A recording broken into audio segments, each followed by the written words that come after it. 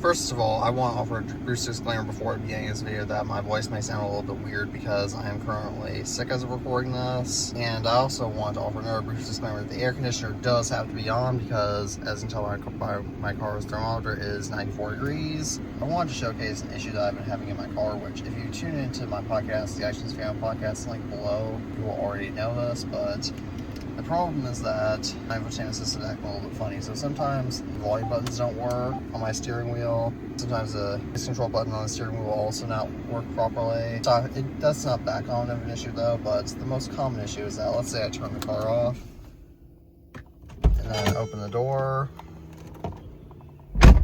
Of course I didn't get to show on camera, but usually it doesn't turn off and I have to manually power it down. Of course, that time was an exception.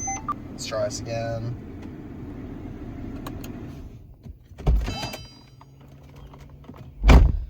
Yeah, okay, apparently that's working flawlessly now.